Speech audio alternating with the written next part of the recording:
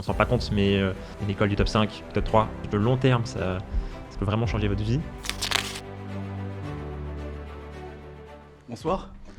Bonsoir, Jean. Bon, bienvenue. Alors c'est le premier épisode de Secret d'admission Parfait. où on va discuter avec des élèves qui ont fait la prépa, l'année dernière sur la promo 2024-2025. C'est ça. Donc on commence par toi, Simon Floch. C'est ça. Alors je vais te laisser te présenter dans un premier temps. Alors... Ton parcours déjà, ton bac, ta L1, comment t'en es arrivé à t'interroger sur la possibilité d'intégrer une école de commerce.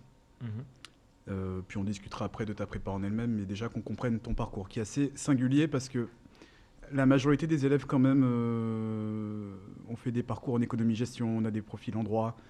Toi, tu as un profil plus spécial que tu vas nous expliquer. Un peu atypique. Du coup, je fais mon bac ES, je le passe. J'ai pas de très bons résultats, du coup, je m'inscris une année en fac dramatique. Ça me plaît pas du tout, je change radicalement de voie et je pars faire une licence en philosophie à Paris. Et dès ma L3, je me dis un peu qu'est-ce que je peux faire après ça. Et donc, par des bouche à oreille, des connaissances, je viens te voir et tu me dis tu peux tenter largement d'accéder aux meilleures écoles de commerce. Mais du coup, tu me dis quand même que pour avoir vraiment une bonne école, il vaut mieux pousser sur un master quand même pour avoir un dossier plus solide. Et donc, je fais ensuite un master 1 et master 2 en relations internationales à Paris encore. Et en termes de notes à peu près, tu étais plutôt un bon élève, un élève moyen. Est-ce que tu as eu des difficultés particulières dans ton parcours à quel type d'étudiant on pourrait t'identifier? Alors, à l'étudiant qui s'est réveillé sur le tard, on va dire, parce que jusqu'au lycée, je crois que j'ai mon bac ric-rac de très peu. Et du coup, on m'avait dit, une licence de philo, bon, il n'y a pas beaucoup de débouchés, donc au moins, essaie d'avoir des bonnes notes.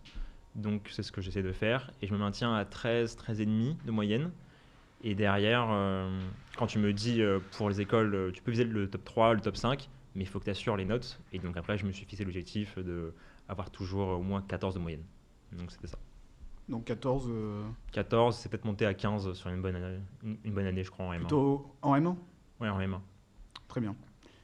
Et maintenant, si on parle plus de ton parcours à la prépa, comment ça s'est passé? Parce que bon, tu as eu un parcours assez long quand même à la prépa, c'est important de le dire. C'est vrai, il faut le dire. C'est pas un échec parce que parfois les gens sont un peu pressés.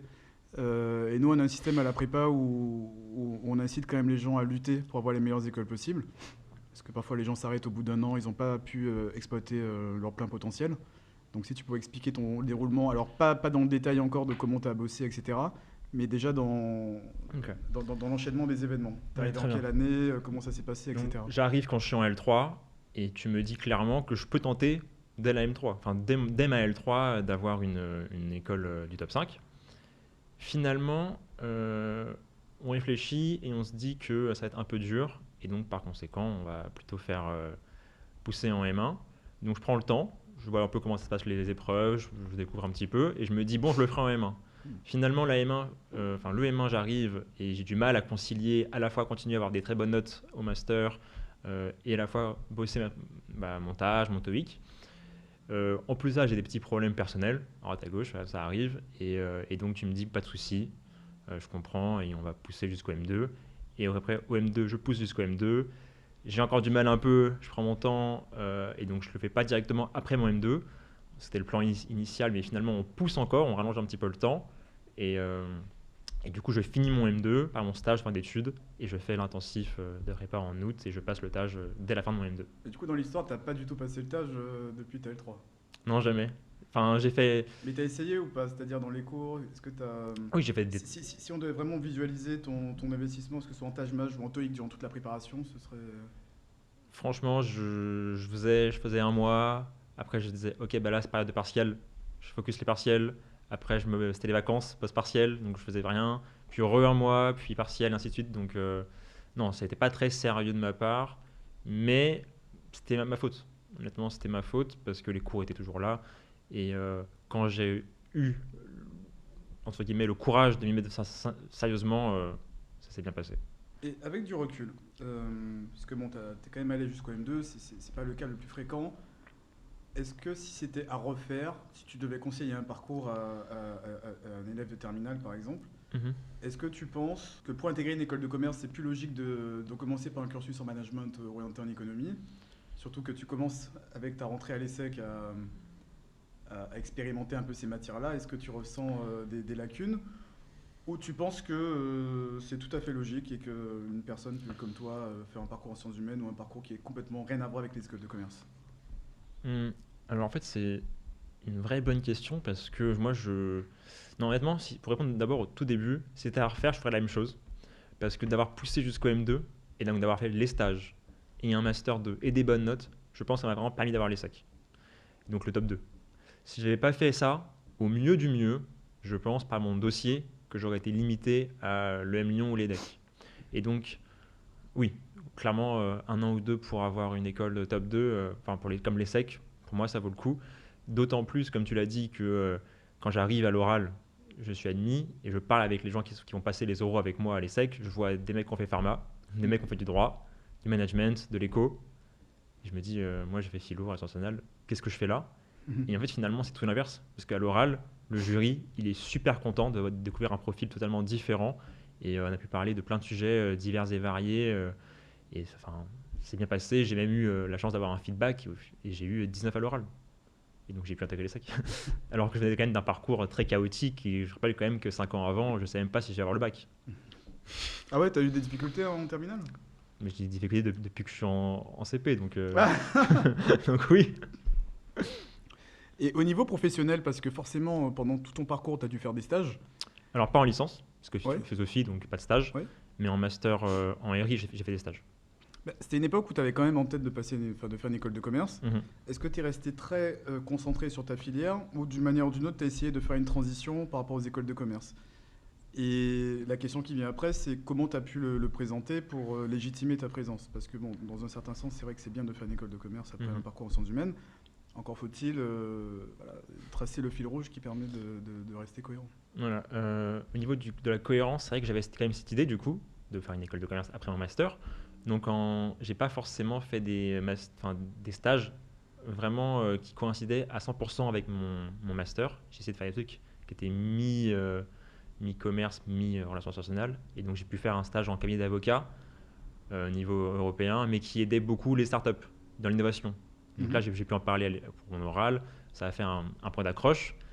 Et après, j'ai eu la chance, ça pour le coup, ça n'avait rien à voir ni avec mon master, ni avec les écoles de commerce, mais j'ai eu la chance de faire un stage magnifique au CEA, Mhm. qui est au centre où on va donc où tout ce qui va être les questions d'énergie nucléaire, la bombe atomique. Mhm. Et donc là, j'ai pu quand même le mettre en avant parce que c'était quelque chose qui était très scientifique.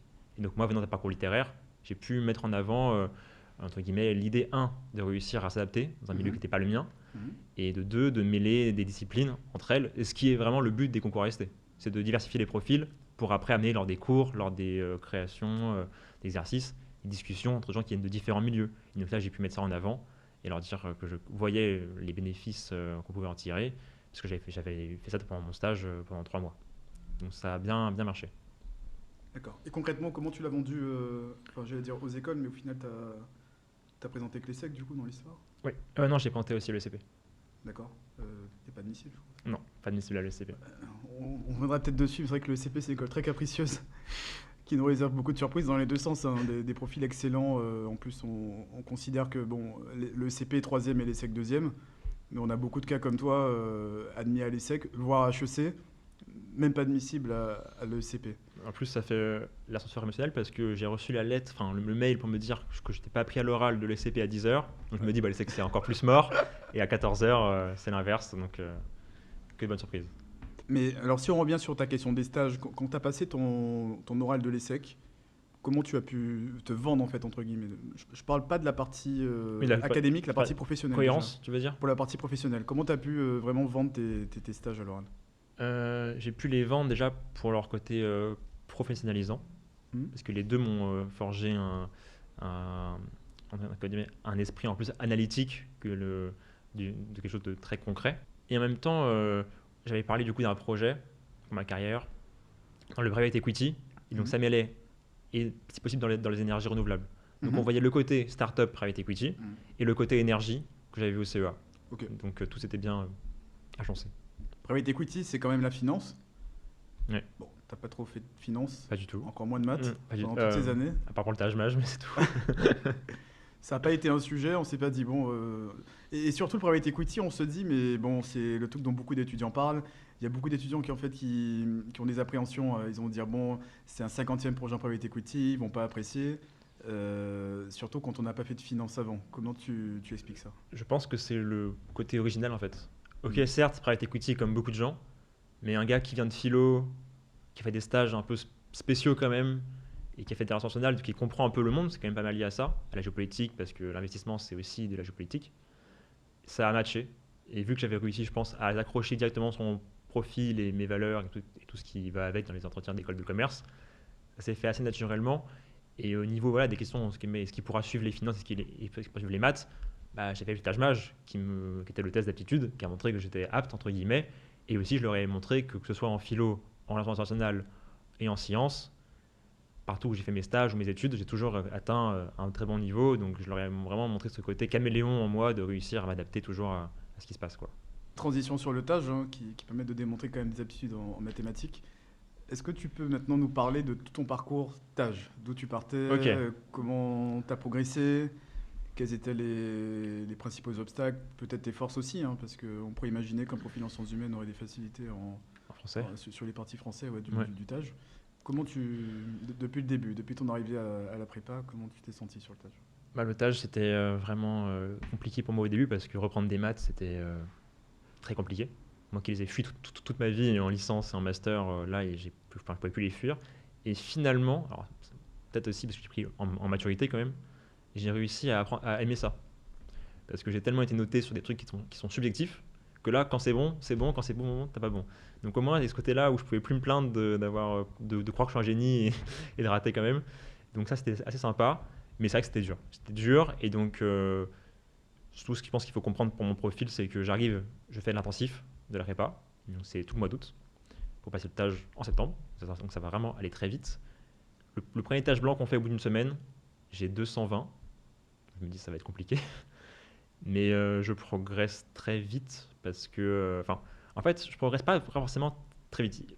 Pendant 3 semaines, quasiment, je stagne un petit peu. Je remonte quand même à plus de 200, mais je passe pas. Et à un moment, il y a une semaine où tout se débloque. Parce qu'en fait, je pense, j'étais quand même assez sérieux, j'ai vraiment fait ça, je me suis dédié à ça. Et donc, les automatismes qui enfin commencent à rentrer, à se mettre en place, la logique mathématique qui commence un peu à se créer. Et d'un coup, je me dis, ok, c'est bon, je suis prêt. Enfin, après, on n'est jamais vraiment prêt, mais je vais au TAJ et je le passe. Et donc, je passais de 220 le 4 août à 440 le 4 septembre.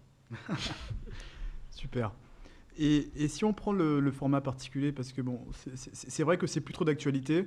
À la prépa, c'est vrai qu'on propose des formats intensifs quand les élèves ont, je ne dirais pas rien à faire, mais presque, hein, pour les sessions de juin et les sessions de septembre. On s'organise de la manière suivante, hein, donc je vais un peu résumer. Hein. Toi, tu as connu celle de l'intensif d'août, mais aussi l'intensif de juin. Dès que les élèves ont terminé les examens, ça varie. Hein. Ça peut être très tôt. Dauphine, par exemple, finit assez tôt. Par exemple, la Sorbonne a fini très tard cette année. Mais le point de départ, c'est les élèves quand ils sont dispo. Il y en a qui partent en stage, mais il y en a qui sont disponibles. Nous, dès le mois de mai, en fait, on va rentrer dans un cycle intensif qui dure à peu près un moa. Parce que la session de Taj Mahal, elle tombe aux alentours de mi-juin. Cette année, c'était le 12 juin, ça peut tomber le 15. On est à peu près dans ces eaux-là. Donc les élèves qui terminent mi-mai, voire début mai dans certains cas, hein, quand ils ont un peu de chance, sont dans de bonnes dispositions, sachant que le programme, fondamentalement, pourrait se traiter en 3 semaines. Bon, on laisse un peu de jus parce que les élèves sortent d'examen, ils ne sont pas toujours pleinement concentrés. Mais nous, on propose ce format que tu as connu, donc au mois de juin et au mois d'août. Toi, par exemple, je ne sais pas si tu te situes un petit peu au niveau des dates. Moi, j'étais août, parce que genre, j'étais en Tu sais stage. à peu près quelle date tu avais commencé Je commence de souvenir, je suis même quasiment sûr que c'était le 4 ou le 6 Ouais. ou le 5. Donc tu as fait à peu près un mois d'intensif. Voilà, un mois intensif, pile poil. Et comment tu l'as ressenti? Tu penses que... Parce qu'il y a beaucoup de gens qui me disent oui, mais préparer le stage en un mois, c'est impossible. On dit qu'il faut travailler 3 ou 4 mois.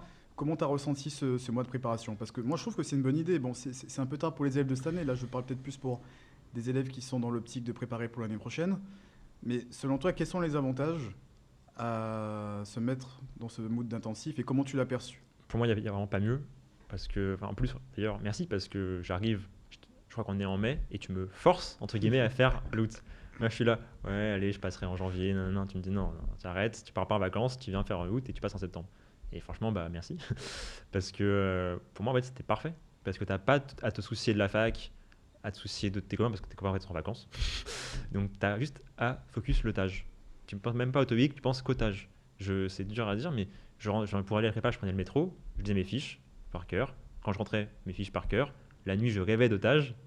Et donc, c'est un peu dur, certes, parce que tu fais du 9h, 18h. C'est correct, au final, toi, d'ailleurs, tu pousses plus loin parce qu'avec tes chéros, tu revois. En plus, à la prépa, quand moi, il y avait un truc que je savais pas faire. L'objectif, c'était pas jamais je me couche s'il y a un truc sur lequel je bloque. Toujours. Donc, je demandais au prof de me donner des polis en plus et tout. Nan, nan. Et donc, ouais, c'est dur. Tu fais du 9h minutes, tu es fatigué. Mais tu te dis, à la fin, si tu une école du top 5, du top 3, si tu te permets un peu de rêver, un mois dans ta vie, c'est un bon ratio, quoi. Donc, non, non, moi je recommande à tous, s'ils peuvent le faire, de faire un truc intensif de un mois et de le passer direct, quoi. Surtout que, pareil, tu le passes, tu finis le cours le 3 septembre, le 4, tu es à la salle d'examen à Noisy, donc t'as pas de pause en fait, il n'y a rien qui t'interrompt dans la préparation au stage. Donc, non, pour moi, c'était. En tout cas, par rapport à mon profil, quand même un peu flemmard, qui travaille un peu à la dernière seconde, c'était parfait. En plus, je m'étais assez reposé toute l'année, donc ça, j'avais de la force et bah voilà. Et l'ambiance? Pendant L'ambiance, cette préparation intensive? super. Franchement, du coup, aussi, c'est ça peut-être aussi qui m'a fait défaut quand j'étais en M1, M2, c'est que je venais un mois, voilà, je faisais 3-4 cours par semaine, après je partais, mais je voyais pas les mêmes personnes avec moi, c'était 2 heures le soir, ça me déprimait un peu. Là, franchement, il fait beau, il fait chaud, mais il y a la clim, donc c'est quand même sympa. On est avec les mêmes gens du début à la fin, donc on se crée des amitiés. Là, à l'ESSEC, je viens de commencer l'ESSEC du coup. Bah, je retrouve quasiment tous ceux qui étaient avec moi en août. Enfin, pas tous ceux qui on n'a pas été pris, mais on est quand même bien une Oui, il y en a dizaine. HEC aussi, c'est pour ça. Ouais. Voilà, LCP. Mais on est quand même une bonne dizaine Hmm. des gars avec qui j'étais en août. Et là, on se retrouve un an après à l'ESSEC, donc ça valait le coup. Sachant que vous étiez à peu près combien pendant l'intensif? On était, je sais pas, 35. Ouais, c'est un bon ratio quand Non, même. c'est un très bon ratio. C'est un très bon ratio. Et tu comptes pas Singapour en plus, tu parles des gens de Sergi là que t'as revu. Ouais, ouais, Voilà. Sergi seulement. Sergi. Il y en a quelques-uns qui se perdent à Singapour. Ouais, c'est Et- rate, il rate. Et au-delà du format intensif en lui-même, comment tu pourrais résumer quelle est ta perception vraiment de la valeur ajoutée de la prépa? Parce qu'il y a beaucoup d'interrogations maintenant. Il y a des gens, bon, c'est vrai qu'on n'est pas la seule prépa. Il y a la question des plateformes, il y a les bouquins. Pour une personne qui vraiment se demanderait quel est l'intérêt de faire une prépa plutôt que de faire autre chose ou de travailler par moi-même, c'est quoi ton ressenti? Qu'est-ce que la prépa, selon toi, t'a permis de faire que tu n'aurais peut-être pas pu faire par toi-même finalement? Tout. C'est un peu de santé, mais c'est tout. J'ai pas envie de faire, Voilà. de faire À propos du tâche déjà. Pour du tâche, Ouais. déjà, le cours. Quand tu comprends pas un truc, qui plus est pour quelqu'un comme moi qui n'était pas fort en maths de base, avoir un prof qui t'explique, qui prend le temps. Moi, j'adorais quand il disait quelqu'un a une question, je disais rien. Et quand le cours était fini, je disais bonjour, j'ai 10 questions. Et donc j'avais le prof moi tout seul. Donc c'était parfait. Il venait au tableau, dans le bureau, il m'expliquait en one-to-one. Donc là, c'est parfait.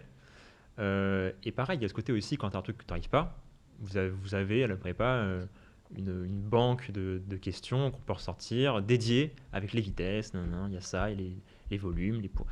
Et donc ça a été super utile. LSV quoi. Voilà, LSV. Et donc, il y a ça, il y a le côté aussi où on est plusieurs, on est tous dans la même galère. Le nombre de fois où je suis resté le soir tard, parce qu'en plus la prépa, elle ferme pas. C'est celui qui part en dernier qui ferme la prépa, donc c'est top. Il n'y a pas d'horaire comparé à une autre prépa classique. Donc, le nombre de fois où je suis resté tard avec des étudiants que moi j'étais en français, eux ils m'aidaient en maths, après on était à la logique. Donc ça crée des liens, et en plus, on sert tous les uns les autres vers le haut. Donc c'était top. Et ouais, comme tu dis, par rapport au prix, par rapport aux autres trucs alternatives, comme tu as dit, le livre et tout. Déjà, le livre, moi, je trouve que c'est dur d'aller chercher un top 3 avec lui ce livre. C'est très dur. Mais c'est possible, mais c'est très dur, donc faut le savoir. Et par rapport aux autres prépas, j'ai trouvé aucune prépa, franchement, hein, qui était aussi humaine. Alors ça fait un peu bateau quand je dis ça, mais quand je dis humaine, c'est vraiment dans le sens où j'ai ton numéro, je t'envoie un message, je t'appelle quand je veux, tu réponds, bon, pas minuit, mais à 21h tu réponds. T'as pas essayé, tu sais pas. Hein.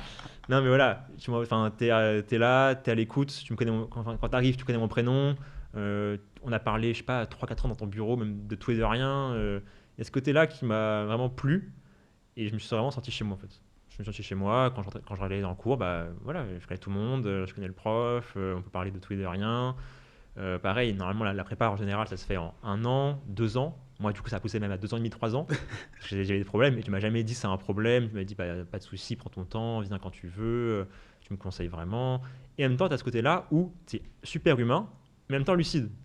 C'est pas. Parce que je connais aussi d'autres trucs, on va pas donner de nom, mais des gens qui peuvent promettre mondes et merveilles qui vont être très lucides et qui vont d'ailleurs forcément être déçus.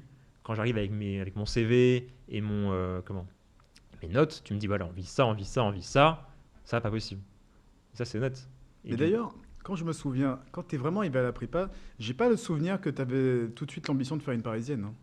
Non. Si ma mémoire est bonne, tu Non, n'étais pas parti pour ça. Hein. Parce qu'au début, j'arrive en licence. Mm. J'arrive en licence, donc j'ai des notes pas trop mal, mais moi, je me dis non, je vais faire le M Lyon ou les DEX, ça m'ira très bien. Et tu me dis franchement, c'est dommage de te limiter. Fais un master. Et du coup, je t'écoute et je fais le master. Oui, une fois que l'année était entamée, c'est-à-dire. Voilà. Ouais. Et donc, non, tu m'as bien conseillé. Merci. Et du coup, donc il y a le TAJ, le TOEIC, du coup. Tu as eu quel score, du coup, au TOEIC? Le TOEIC, j'ai pas forcé, mais j'ai eu 930. Ce qui est suffisant dans beaucoup de cas, parce que c'est vrai qu'il y a des écoles où ça a plus d'importance. Il y a une école en particulier qui est très très embêtante sur le TOEIC, c'est les DEC. Mais les DEC, t'as pas vraiment concerné. Et puis, ce qu'il faut comprendre aussi, Simon, c'est que tu as postulé au mois d'octobre, la première session. C'est ça. Donc, tu étais plus dans une logique d'optimiser donc l'ESSEC et le SCP, où le 930 était suffisant. Le M Lyon et les DEC sont sur un calendrier différent. On a des cas comme ça. On a des cas d'étudiants qui vont présenter avec un TOEIC 930, 950, qui vont repasser le TOEIC, par exemple, pour booster une candidature à l'EDEC. Parce que malheureusement, il y a des gens, toi, tu fais partie de ceux qui ont réussi à avoir une parisienne. Il y a des gens qui vont candidater tôt dans l'année, comme toi, en première session, et qui ne vont pas forcément avoir de parisienne, qui vont recandidater à l'EM Lyon à l'EDEC. C'est un cas aussi qui arrive. Mon plan B. Hein. Ouais, le plan B. Ouais. Pas se mentir. Ça arrive. On l'avait dit. Hein. Ouais, parce que le CP est aléatoire, HEC est quasiment imprenable, donc dans beaucoup de cas, tenter une parisienne revient à tenter l'ESSEC. Ouais. Et mettre tous les espoirs dans une seule école, parfois, ça peut s'avérer un petit peu compliqué.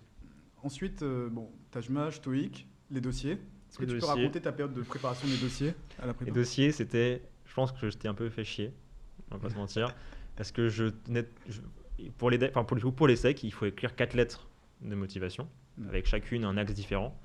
Et donc certes, au début, tu nous donnes à tous des grandes lignes pour nous aiguiller, mais après, moi, je suis assez perfectionniste, et donc j'écris les 4 lettres, et je te les fais relire, et je corrige à la virgule près, et je te saoule, et je t'envoie des mails à minuit. Et là, pour le coup, je les mails à minuit, je les ai faits, c'est sûr. Pas les appels, mais les mails à minuit, je les ai faits. Et au final, tu m'as aidé parce qu'on a pris le temps aussi, parce que forcément, le dossier, quand on arrive, il n'est pas évident, le bon profil. Donc, on a pris le temps de construire, entre guillemets, un projet. D'ailleurs, le retranscrire dans les lettres, il fallait bien le mettre en forme. Il y a des spécificités. Le CV aussi. Le CV, moi, j'arrive avec mon CV tout naïf, tu me dis ça faut refaire, ça on enlève, ça on garde, ça on met ça en avant, ça on met ça de telle date à telle date. Au final, mon dossier, le premier jet, voir le 3e, 4e, 5e jet, c'est moi qui le fais, mais la version finale, c'est ce que tu m'as donné, tu m'as dit tiens, tu me l'as corrigé, et je l'ai envoyé tel quel à la fin. Et ça, voilà. Donc, pour les dossiers, rien à dire. En fait, c'est des projets, moi je trouve ça intéressant, hein, je dis pas que les projets sont pas intéressants en général, mais la transition des sciences humaines vers l'école de commerce, je trouve que c'est un sujet intéressant. Surtout que les écoles intègrent de plus en plus elles-mêmes les sciences humaines dans leur programme. Sciences Po Paris aussi, hein, je ne sais pas qui a commencé en premier, mais on retrouve de plus en plus de sciences humaines parce que ça vient alimenter une réflexion et une prise de recul. On retrouve des cours d'éthique, des cours liés avec la responsabilité environnementale, la responsabilité sociale. Voilà. Si tu peux par exemple parler de l'ESSEC en particulier, comment l'ESSEC intègre les sciences humaines, parce qu'elle le fait par divers moyens, question de chair, de plus en plus. Voilà, si tu peux en parler aussi sur la dimension, on va dire, l'orientation sciences humaines des écoles de commerce qui existent. Déjà, maintenant, il y a même des associations de philosophie, de littérature, et il y a aussi des chaires une philosophie d'investissement. Ça va être dans les énergies renouvelables, des choses comme ça. Et l'éthique aussi. L'éthique qui devient un vrai sujet en entreprise. Donc ça, on a parlé dans mon entretien, les leaders de demain doivent devenir de plus en plus connaisseurs et adeptes du volet éthique, du volet philosophique pour une entreprise, côté management ou même en termes de finance aussi. Donc oui, on en a parlé à mon oral et déjà, ils étaient contents d'avoir un profil différent, comme je t'ai dit. Et en plus, ça les a pas choqués tant que ça, Mhm. finalement. J'avais un peu peur, je me suis dit, bon, ils vont se dire, c'est qui cet imposteur qui arrive et qui veut juste avoir un diplôme de l'ESSEC et qui regrette ce qu'il a fait avant, mais pas du tout. Pas du tout. Ils ont trouvé ça pas le truc le plus cohérent possible, Mhm. mais pas non plus avec, entre guillemets, on va dire, une démarche qui serait fallacieuse. Donc les dossiers, donc tu es admissible, hein, avec un petit coup de chaud par Allez, rapport à sec. l'ESCP. Ah oui, un gros coup de chaud même.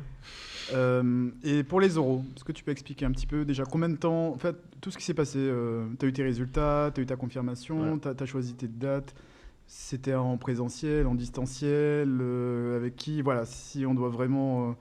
Donc, comment tu l'as préparé, voilà, j'ai... toute la période qui sépare ton admissibilité de la décision finale d'admission. Qu'est-ce qui s'est passé? Très bien. Donc, j'ai la réponse de l'ESCP. Au revoir. J'ai la réponse de l'ESSEC. Bonjour. Donc, je suis content. Je t'appelle tout de suite pour te dire bah, je l'ai l'ESSEC, trop cool. Et du coup, tu me mets dans le lien du groupe des gens qui sont admissibles à l'ESSEC. Et donc, tu nous expliques comment ça se passait les oraux. Et donc, en fait, on a accès par la prépa. Et ça, c'est, je pense, le gros point fort, comparé aux autres prépas. C'est qu'on a accès à des jurys blancs, mais quasiment de manière illimitée, en fait. Les autres prépas, tu as le droit à 2-3 euros blancs. Je crois que je vais peut-être dépasser même le masque que tu penses, mais j'ai dû en faire, je sais pas, 12 des euros blancs. Oh, c'est mignon, c'est mignon. Ah ouais? En général, c'est 10. Il y en a qui dépassent bien plus que ça. J'en ai fait Il 12. il y a des 25-30 chaque année, mais 12, c'est très raisonnable. C'était Bah, suffisant en tout cas. Tu t'es pas bah senti après, en limité. fait, à l'ESSEC, ça va vite quand même, hein. Il y a 10 jours, je crois, hein, entre le moment où Ouais, c'est pour ça aussi. où Ouais. je sais que je suis pris et le moment où je passe l'oral, il y a 10 jours. Hmm. En plus, moi, je suis appelé au premier oral. La matinée, c'est le tout début, donc j'ai pas forcément beaucoup de temps. Et donc, j'en fais un par jour. Hmm. Et donc, voilà, donc j'ai accès à des gens qui sont jurys à HEC, à l'ESCP, à l'ESSEC. Donc, je me dis d'abord, je fais aussi avec chacun, je fais un ESCP, un HEC. Et après, le reste, sinon, je fais du coup les 10 autres que les gens de l'ESSEC, parce que je me dis, bah, c'est quand même eux qui savent le mieux à quoi je vais être confronté. Et donc, j'ai accès à 10 jurys différents. Et ça, c'est top. Parce que du coup, chacun a un feedback différent et tu progresses à chaque fois. Et franchement, quand j'arrive au premier oral, je me dis, bon, l'oral, je connais, j'ai fait pas mal d'oraux dans ma vie avec mon parcours. Et en fait, parler de soi à l'oral, ça n'a rien à voir avec ce que j'ai fait avant, quoi. Et je me trouve, mais super nul. Je passe mon premier oral avec un gars de l'ESSEC, du coup, qui est jury officiel de l'ESSEC, pour la partie élève, parce qu'il y a 3 jurys à l'ESSEC. Il y a un ancien à l'ESSEC, un élève actuel et un prof. Et ce gars-là, il est jury élève. Pas le tien, rassure-nous. Non. Et donc, je me dis, bah parfait, il va savoir pile poil c'est quoi ce qu'il faut que j'apprenne et tout. Et je suis vraiment nul. Je suis nul, j'ai limite honte, je me dis, désolé, je m'excuse à la fin, je lui dis, je suis désolé d'avoir perdu ton temps parce que j'ai été catastrophique. Et il me fait un feedback, alors ça va pas, ça va pas, ça va pas, ça c'était bien, ça va pas, ça va pas, ça va pas, ça va pas. Ok, je prends tout, et je m'améliore, je réécris un peu, je fais des fiches, et au fur et à mesure, je fais les oraux, c'est de mieux en mieux, j'arrive à apprendre les techniques, c'est les techniques où tu t'indies un petit peu et tu laisses à la fin quelque chose pour que le jury rebondisse dessus, et ainsi de suite. Et je crée mon histoire, j'apprends les vers de l'école, les associations, et au fur et à mesure, les oraux se passent.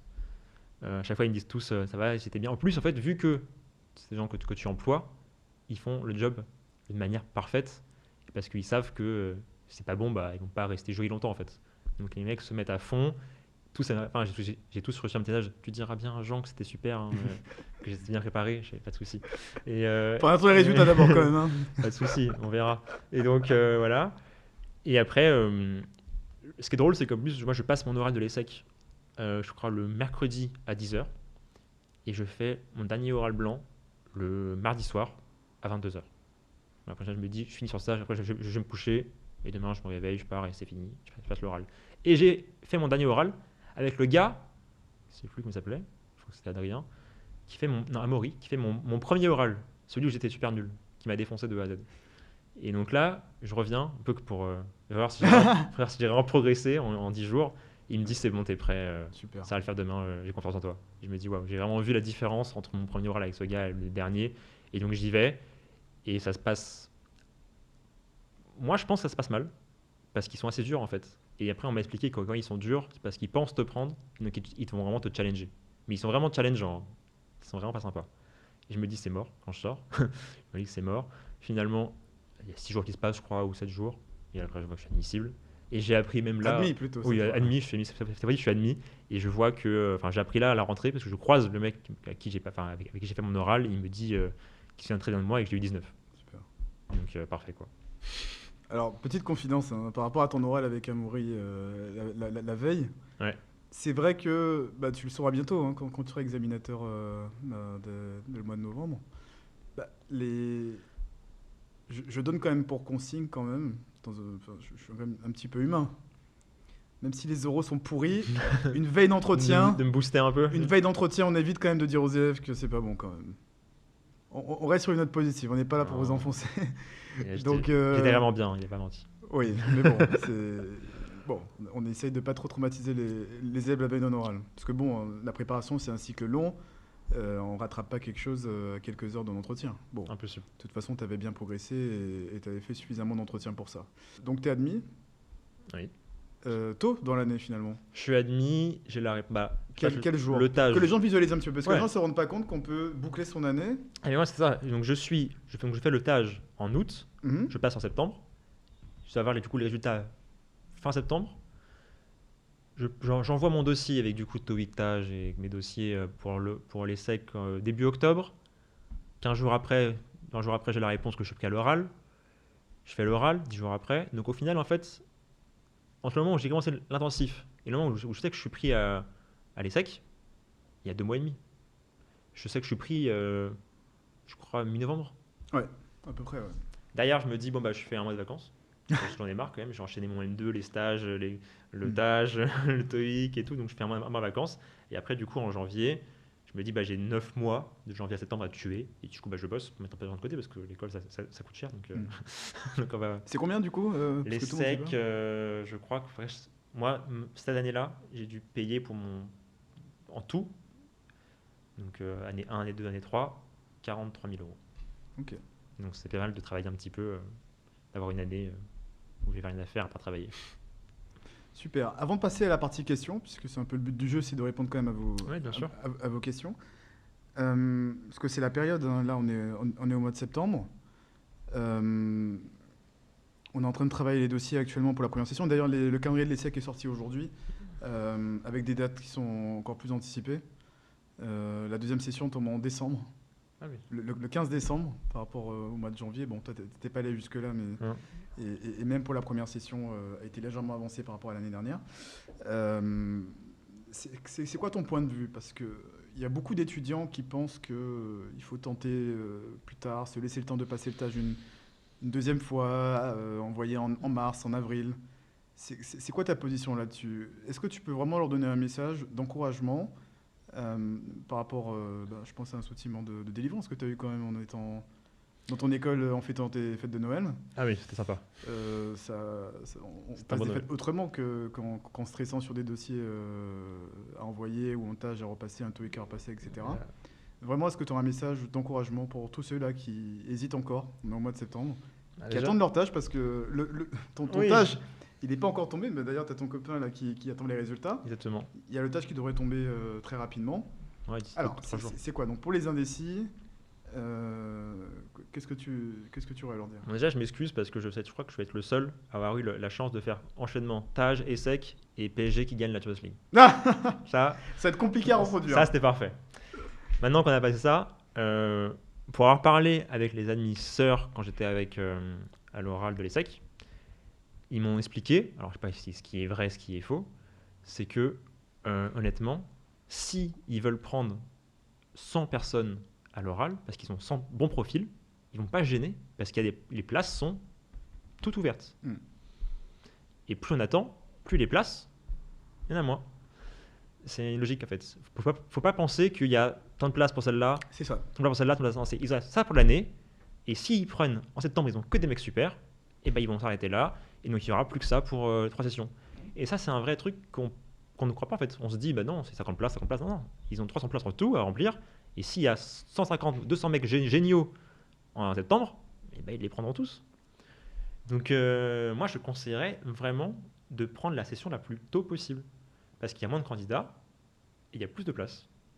Et qu'au final, pour une Parisienne, ce que j'ai compris, le dossier joue bien plus que le TAJ. Vraiment. Et c'est pas 30 points au TAJ qui font la différence. Encore moins. Après, il y a des effets de seuil, tu vois, des effets de seuil. Oui, bien sûr. Mais entre les seuils, il n'y a pas de grosses différences. Non. Donc, c'est pour ça que moi, je Un TAJ à 350, 360 pour un gros dossier vaut mieux en première session qu'un 430 en session 4. Largement. Voilà, donc Largement. le temps joue parfois plus que le score. C'est ce que je dis tout le temps aux étudiants qui ont. Bon, c'est vrai que des gens comme toi traumatisent un peu les élèves. 440, on se dit bon, j'ai 380, j'ai aucune chance. Mais dans les faits, il y a des gens qui intègrent avec des scores. C'est pas du tout mon TAJ, je pense, qui a fait le truc. Voilà. J'aurais pu largement avoir 380 et être pris aussi. Par exemple, si tu avais eu 380, est-ce que tu aurais présenté ton dossier quand même Oui. Voilà. De toute façon, on avait dit 380, je revois. Ouais. C'est le seuil qu'on admet généralement. En dessous, on discute encore un petit peu, mais le temps joue. En fait, faut bien comprendre que l'ESSEC, c'est une école qui a quand même une vision très claire du niveau académique d'étudiants qu'elle peut accepter. Dans le cas inverse, j'entends des gens exagérer un peu en disant que c'est plus facile en session 1, sous-entendu que l'ESSEC prend des dossiers moins bons. Ça se joue pas comme ça. En fait, ça devient aléatoire. Des bons dossiers à 14, c'est des dossiers qui sont censés passer à l'ESSEC. La différence entre une session 1 et une session 4, c'est qu'en session 1, un dossier qui coche toutes les cas, c'est un dossier qui est admissible, dans quasiment tous les cas. En session 3-4, comme on l'a constaté l'an dernier, surtout depuis que les L3 sont arrivés ça a changé beaucoup de choses aussi. Hein. Le nombre de candidats a explosé au niveau de l'ESSEC, parce que maintenant on peut candidater avec la L3, parce qu'avant il y a beaucoup de gens qui intégraient en L3 et qui n'allaient pas jusqu'au M1, il y avait beaucoup moins de candidats. On voit que ça devient plus aléatoire. Il y a des gens qui ont tout ce qu'il faut. Hein. Il y a 2-3 étudiants de l'EDEC qu'on va interviewer là, dans les jours qui viennent, qui ont été concernés par ça, des gens avec de très gros tâches, des gros dossiers, qui ont sauté parce qu'au bout d'un moment, l'ESSEC se retrouve avec trop de dossiers avec ces critères-là. Et j'imagine qu'ils ne savent pas trop quoi en faire. Et peut-être qu'il y a des choix qui se font aussi par rapport au profil, aux filières. Donc en fait, on rentre dans quelque chose de plus aléatoire. C'est pas que c'est moins sélectif, parce qu'au final, on va dire que les dossiers minimum dans toutes les sessions sont assez équivalents. Ce qui change, c'est le côté aléatoire. C'est-à-dire qu'en session 4, il y en a qui passeront, d'autres qui passeront pas, et on n'a pas toujours d'explication là-dessus. Donc bien se sécuriser, ne pas trop suroptimiser, je ne sais pas si ça se dit, mais c'est un peu comme je le ressens, mais suroptimiser le TAJ. Il faut vraiment voir le TAJ comme une barrière à passer. Hein. Une fois qu'on a un bon TAJ et qu'on a le dossier qui tient la route, parce que il faut y aller. Je me souviens très bien, alors on va pas dire son nom, mais quelqu'un qui était avec moi au TAJ en août, qui a eu un meilleur TAJ que moi, et qui a attendu, et finalement il n'a pas été admis. Alors qu'il avait le meilleur TAJ que moi, et les mêmes notes, et même une fac plus prestigieuse que moi. Donc je pense que, voilà, comme tu l'as dit, plus tu attends, plus tu as de chance. Assas ? Ouais. D'être en concurrence avec des gens. Et du coup là, avec plus de monde, pour moins de place, et donc ils vont regarder les détails. Alors que quand tu es carré, entre guillemets, partout, mais sans être le meilleur, et qu'il y a plein de places à prendre, bah, tu rentres, quoi. Bon, on va attaquer les questions. Allez. Judith, qui pose une question pertinente, c'est vrai qu'on l'a pas dit, hein, ça peut paraître évident. Est-ce que ton oral était en anglais ou en français ? Alors, mon oral était en français à 95%, 99% en vrai. Ils m'ont juste dit, ils m'ont demandé, est-ce que tu peux passer en anglais ? Je leur ai répondu en anglais, et du coup ils m'ont dit, bon bah du coup c'est bon, on va rester en français. Mais ils peuvent le faire. Je sais qu'à l'ESCP, souvent ils le font. Mais non, moi, en plus, je pense aussi que vu qu'on parlait de sujets quand même qui étaient d'actualité, qui étaient aussi philosophiques, un peu éthiques, des questions assez complexes quand même, je pense pas qu'ils ont voulu rajouter une autre barrière. C'était déjà compliqué de formuler des réponses intelligentes en français. Alors en anglais, ça aurait été encore plus compliqué. Donc je pense que non, ils ont été sympas. Et de souvenirs de mes amis qu'on fait, enfin de ceux qui étaient avec moi à ce moment-là, je crois pas qu'il y en ait eu beaucoup qui ont eu vraiment tout en anglais. Je crois qu'au maximum, c'est 5 minutes. C'est un entretien qui est globalement en français. Oui. Par opposition à HEC, on a un entretien qui est 100% en anglais. Oui, je sais en anglais. Voilà, donc tu as eu ton petit 5% en anglais, mais factuellement, c'est un entretien même pas. Ça a duré, 50 minutes l'oral, on a dû parler 1 minute en anglais. Mais même, quand je dis 1 minute, c'est gentil. Hein. Très bien. Alors, il y a Eva qui demande si je suis en échange à l'étranger et que je suis admissible à l'ESSEC, est-ce que je peux passer mon entretien à distance ? Est-ce que toi, quand tu as reçu ton mail, je crois qu'on peut passer à distance. Tu as ce souvenir ? Comment ça s'est formulé ? Je reçois mon mail et de souvenir, si on n'est pas disponible pour le faire à Cergy, malheureusement, eh bien, on peut envoyer un mail et on peut le faire à distance. Après, pour l'ESSEC, moi, je pense que ça vaut quand même le coup de rentrer. Si ça dépend où est-ce qu'elle est, je sais pas, mais si elle est en Espagne, ça vaut le coup de rentrer quand même, parce que ça sera toujours mieux vu devenir. Après, voilà, si elle est en Asie, bon, c'est plus compliqué, mais si elle peut se permettre de rentrer même juste 2 jours, juste pour l'oral, ça vaut vraiment le coup parce que on sait jamais. On sait jamais, il peut y avoir des problèmes techniques. Et même, ça fait quand même plus sérieux, je pense, d'aller le faire. Mais c'est possible de le faire à distance. Et d'ailleurs, je sais que HEC ne le font plus qu'à distance, parfois. Donc, bon. En fait, bon, il y a des gens qui ne peuvent pas, hein. Oui. T'es à Los Angeles, t'es Ah, c'est à sûr. Singapour. Le plus important, le plus rassurant pour les candidats, c'est de savoir effectivement que c'est possible. C'est Parce qu'il y a possible. des écoles où c'est pas possible. Oui. À le Lyon et l'EDEC, on peut pas, parce qu'il y a des systèmes avec des entretiens collectifs, des entretiens standardisés. Il faut rentrer. En tout cas, l'ESSEC ne pose aucune difficulté par rapport à ça. Non. Nous, on a beaucoup. Alors, on voit plus ça sur la voie internationale chez nous quand même, parce que Bah bon, oui. les Français sont généralement en France. On a beaucoup d'étudiants en voie internationale qui passent les entretiens à distance, ça pose aucun problème. Tu as souligné le seul point qui me semble vraiment problématique, c'est vrai, les conditions matérielles. Ça peut être un peu stressant. Oui, c'est vrai. On est c'est- déjà. en fait, On c'est est un stress. c'est clair. De C'est base, un stress. on est tous stressés. Ouais. Quand on y va, moi, je suis dans la voiture, face à l'oral, je me dis, je joue pas ma vie, mais un peu quand même. Ouais, Mal au ventre. Donc, en plus, rajouter une dose de stress en plus, c'est vrai. je sais pas. Et en plus, l'oral sec, à l'inverse de l'ESCP, il est long. Ouais. Le SCP, c'est un quart d'heure. Donc, en visio, ça se fait facilement. Là, les 45 minutes, 50 minutes de l'ESSEC, Ouais, on n'est pas à l'abri d'une coupure. on n'est pas à l'abri d'un d'une bug, coupure et on perd quand même aussi un petit peu, je pense, pour convaincre. Donc, si on peut se permettre de rentrer, c'est l'idéal quand même. Alors, il y a une question de Emma, bon, qui ne te concerne pas directement, je vais essayer d'y répondre, même si je vais te laisser préciser parce qu'il y a quand même une question de césure dans l'histoire. Ok. Emma demande, est-ce que le fait de faire une année de césure après une licence d'éco à la Sorbonne pour passer le TOEIC, stage, et donc pas de master, pénalise mon dossier? Alors, moi je vais répondre que mon point de vue a changé depuis l'année dernière, puisque depuis l'année dernière, comme je viens de dire, l'ESSEC accepte les L3. Donc on peut candidater maintenant L3 et intégrer l'ESSEC, ça c'est possible. Bon, c'est un peu nouveau, on manque un peu de recul sur s'il y a vraiment des conditions spécifiques. Est-ce que les L3 intègrent moins bien que les M1? Ça, j'ai pas vraiment de point de vue là-dessus. C'est la qualité du dossier qui prime. Donc quelqu'un qui a un très bon dossier, a priori, ne devrait pas se limiter. Bon. Moi, je me pose la question déjà quand une personne fait une césure sur pourquoi déjà faire une césure. Parce que dans beaucoup de cas, les gens qui rentrent en césure sont des gens qui n'ont pas eu le master de leur choix. C'est souvent comme ça parce que le plus logique, c'est de passer sur le M1. Il faut savoir aussi que le M Lyon attribue une notation plus favorable, beaucoup plus favorable au M1 qu'au L3. Donc avoir un meilleur backup pour le M Lyon, c'est une bonne raison aussi. Et il y a un autre point, je pense, qui est le point le plus important. Déjà que je ne suis pas 100% sûr que ce soit une bonne chose par rapport à l'ESSEC de faire la césure plutôt que le M1. Le M Lyon, voilà. Et il y a un dernier point, pour moi, qui est le point le plus important, c'est que je n'ai jamais compris comment on pouvait faire une césure de qualité après une L3. Qu'est-ce qu'on peut vendre à des employeurs quand on a fait une L3? Qui on va convaincre? À moins d'avoir un gros piston familial peut-être, mais ça me paraît très compliqué de faire une césure de qualité. Je pense que la L3 c'est trop tôt. Quand on a l'opportunité de faire un bon M1, il vaut mieux aller en M1, surtout que dans certains cas,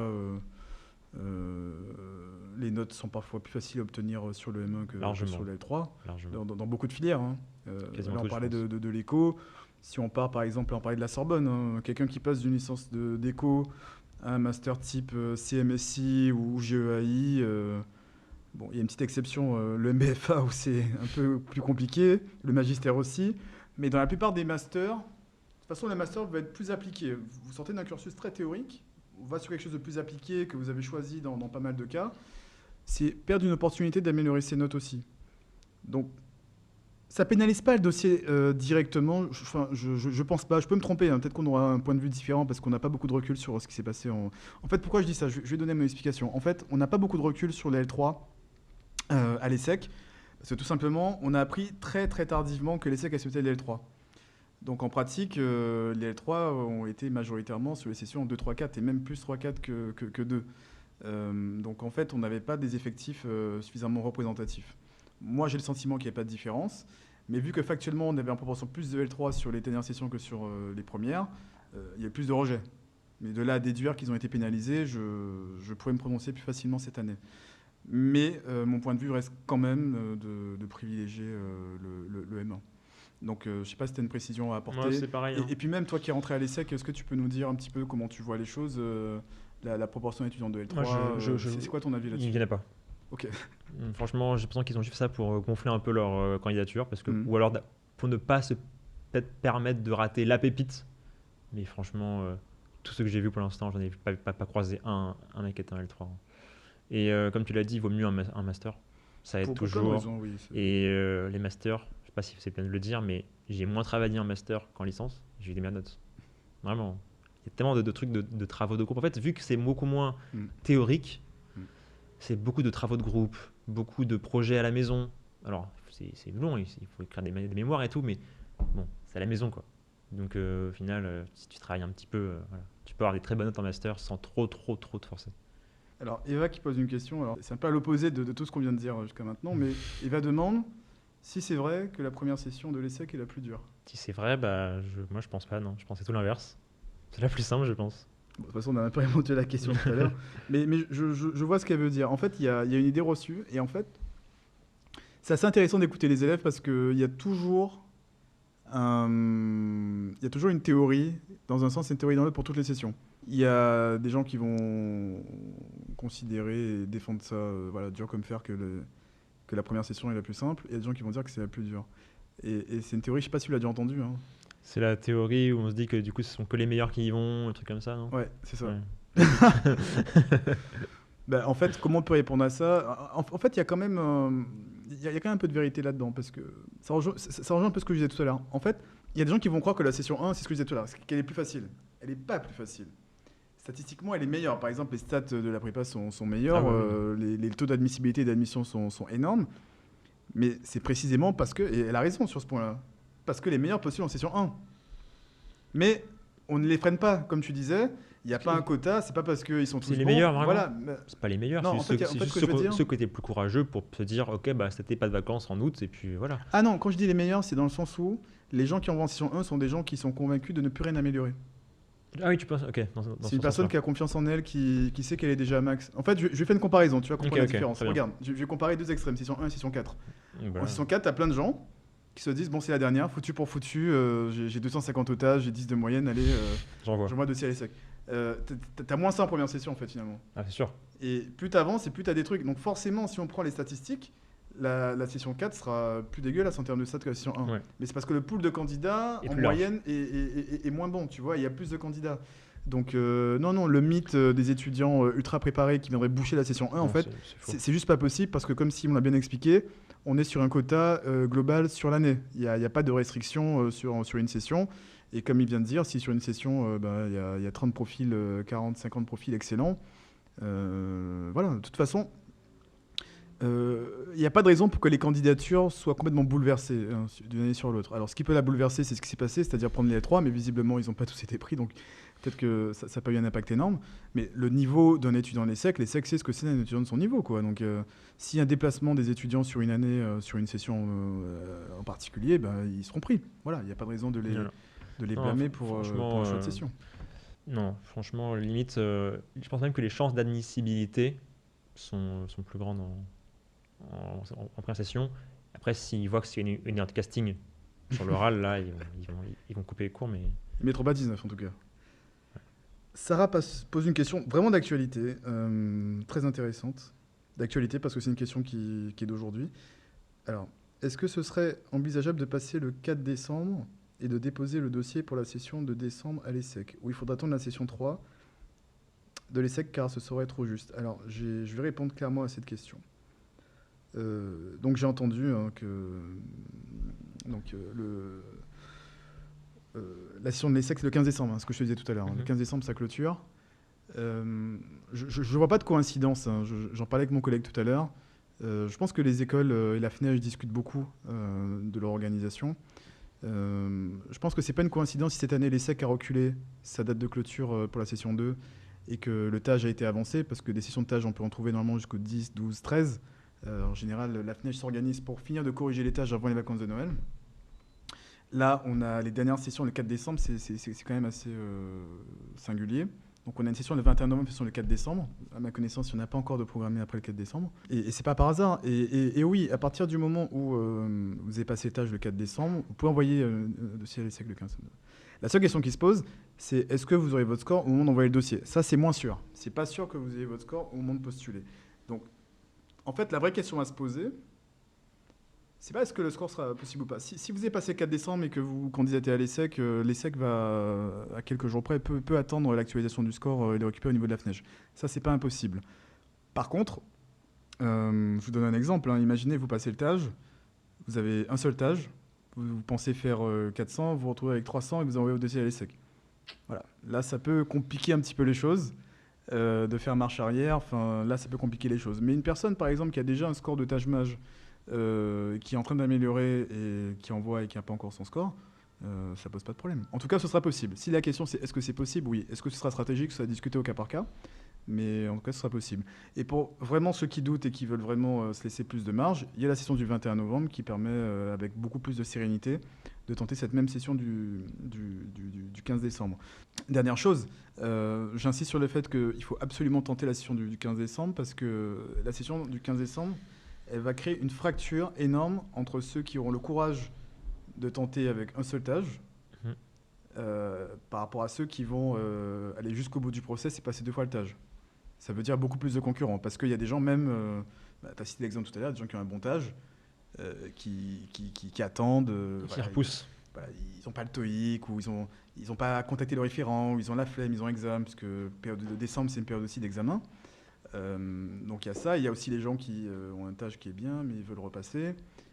La stratégie, c'est vraiment de griller tous ces concurrents potentiels en postulant plus tôt. Et honnêtement, toi, tu as postulé en session 1, mais il faut savoir qu'en session 1 ou 2, ça ne change pas grand-chose. Les gens qui sont en session 2 ont pas eu beaucoup d'aléas dans leur candidature. C'est vrai que session 1, c'est mieux, mais la véritable fracture, c'est entre 2 et 3, quoi. Entre 2 et 3, c'est... Et je dirais même que la 3 est pire que la 4 parce que psychologiquement, les gens ont peur de la 4, ils ont le temps de passer l'étage avant la 3. Le vrai goulot d'étranglement, là où tout le monde postule et que c'est horrible, c'est la session 3. La session 3, elle est difficile pour nous parce que ça nous fait beaucoup de dossiers à traiter simultanément. Et même pour les écoles, on sent que niveau organisation, surtout pour une école très consciencieuse comme l'ESSEC, qui demande beaucoup d'essais, qui les lit avec beaucoup d'attention et qui, avec un système de session, ne se laisse pas forcément énormément de temps pour traiter, ça peut créer quelques tensions. Ça, c'est un truc vraiment à savoir, c'est que, en tout cas pour, je pense, les parisiennes au moins, ils lisent vraiment très bien les lettres de motivation. Ils lisent aussi très bien. L'ESSEC en particulier. Ouais. Le CP, c'est moins sûr. Ah ouais, bon, l'ESSEC en tout cas. C'est peut-être pour ça que tu n'as pas été admissible. Peut-être que s'ils avaient mieux admiré ta prose, ils t'auraient donné. Mais parce qu'ils m'en ont parlé à l'oral, tous, l'étudiant, le jury et l'ancien élève. Et aussi, ils sont aussi très attentifs à vos lettres de recommandation. Donc c'est pour ça que ça peut être intéressant de faire un master pour en avoir une, parce qu'il en faut 2 à l'ESSEC. Il en faut une d'un référent de stage ou quelqu'un de parcours professionnel, et une autre personne d'un parcours académique. Et donc si on a, les professeurs qu'on a en master sont souvent mieux que ceux qu'on a en licence, donc ça peut être intéressant. Et donc ça ici, il faut y penser, c'est obligatoire. Il en faut 2. Donc si vous n'avez pas encore des idées, il faut se mettre en tête de trouver quelqu'un qui pourra vous en faire une. Et une bonne, si possible. Super. Alors, je ne sais pas si on a une toute dernière question, puisqu'on est quasiment à la fin de ce webinaire, de ce premier épisode. Ah oui, pardon. Il y avait une autre question que j'ai négligée, pardon, de Lola. Même si bon, ça ne te concerne pas trop, parce que, comme tu l'as expliqué, tu as fait l'effort de faire la démarche de passer en intensif et te libérer des contraintes. Mais je vais quand même te reposer la question. Est-ce que tu as des conseils pour gérer, donc question de Lola, est-ce que tu as des conseils pour gérer tout en même temps? Partiel, tâche, TOEIC. Le conseil que je donnerais, ce serait vraiment d'avoir une vraie discipline, dans le sens où il faut se préparer. Enfin, moi, ce que je ferais aujourd'hui, si je devais faire ça, c'est que je mettrais vraiment de telle heure à telle heure, je fais ça, de telle heure à telle heure, je fais ça, de telle heure à telle heure. Et vraiment, si on ne se tient pas à un programme, ça peut paraître un peu militaire, mais après, on se perd un peu et sur le rythme, ça ne va pas tenir. Ça va vraiment un programme défini avec les heures. Et je vois que ça pour vraiment réussir à... Enfin, ça dépend quelle est la charge de travail qu'elle a à côté, mais si c'est vraiment conséquent, il n'y a que ça qui marchera, je pense. Et ce que j'ai vu aussi des gens qui faisaient ça, en fait, à la prépa. Des gens qui travaillaient de telle heure à telle heure et que c'était réglé, millimétré, et ils n'y dérogeaient jamais. Donc, ce serait le conseil de ce que j'ai vu et de ce que je pense. Alors, Sarah repose une question. Et nous avons le droit de postuler qu'une fois par an à l'ESSEC, j'imagine, parce que certains disent qu'ils peuvent passer la session des septembre puis celle d'avril. Non, ce serait pas drôle sinon. Tout ce système, toute cette stratégie est basée sur le fait qu'on ne peut tenter qu'une fois. Sinon, on dirait trop de candidats. Voilà. Donc, ce serait un peu facile. Mais ceci dit, il y a quand même une école qui permet de tenter plusieurs fois dans l'année. Je sais pas si tu sais laquelle. Il y a une école magique comme ça. Non, je connais pas. Bon, elle n'est pas hyper connue, Julien Josas, hein, Ah oui, HEC Paris. Ouais. celle-là.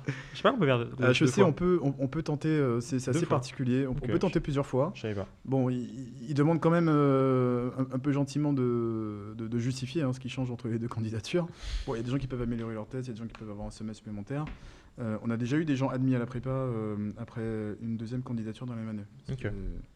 C'est rare, mais c'est possible. Mais bon, C'est- HEC, c'est déjà tellement compliqué Ouais, c'est super dur. que... Bon, voilà. Mais en tout cas, à l'ESSEC, non. Sinon, ce serait pas drôle. Et puis voilà. Bon, ben, 20h59, hein, on est quasiment arrivé au terme. À l'heure. Bah, Simon, je vais te laisser conclure et surtout donner rendez-vous très vite aux étudiants de Prépaya parce que tu rejoins du coup notre équipe d'examinateurs dès la J'espère. session 1. C'est vrai? Ouais, dès la session 1. Parfait. Surtout que... Et j'espère que grâce à cet élan de motivation que tu leur donnes, ils seront encore plus nombreux à postuler. J'espère pour Mais ils eux. sont déjà nombreux. Hein. Là, sur le conseil de classe que j'ai fait sur la première session, ils étaient une centaine à faire une Ah oui. demande. Ok. Ouais. Sur la centaine, bon, je crois qu'il y en a quasiment la moitié que j'ai déjà positionné sur les dossiers. Il y en Super. a dont on attend une confirmation au niveau du TAJ. Il y a quelques-uns qui n'étaient pas vraiment dans le scope qu'on a soit déplacé, soit réorienté. Mais Mhm. on a quand même beaucoup d'étudiants qui sont prêts à postuler. Que tu reverras bientôt, du coup. Donc, J'ai encore voilà. les questions qu'on m'a posées. Hein. J'ai noté après. Bon, ben, faut les garder. Donc je suis prêt. Mais c'est bientôt, hein, puisque là, dès novembre, comme tu l'as expérimenté, on va être là-dedans. Donc voilà, un petit message de conclusion, du coup, destination de tous, hein, aussi bien des élèves de la prépa qui doivent se motiver à passer. Il ne faut pas les oublier aussi, hein, il y a aussi des gens qui passent le mur et deck, hein, même si on est sur un binaire sec. Oui, bien sûr. Un petit message global d'encouragement. Franchement, faut juste pas se mettre de barrière. Ceux qui sont déjà à la prépa savent que vous êtes super bien accompagnés, que ce soit pour le TAJ, pour le TOEIC, pour les oraux, vous allez le voir. Moi, j'ai été bluffé par les oraux. Et aussi par vous, le côté humain qu'il y a à la prépa, c'est tellement sympa. Donc profitez-en. Moi, j'ai tellement aimé mon intensif, doute. Je trouve qu'il y avait une meilleure ambiance dans la classe qu'en école de commerce. C'est rare, faut le dire. Hein.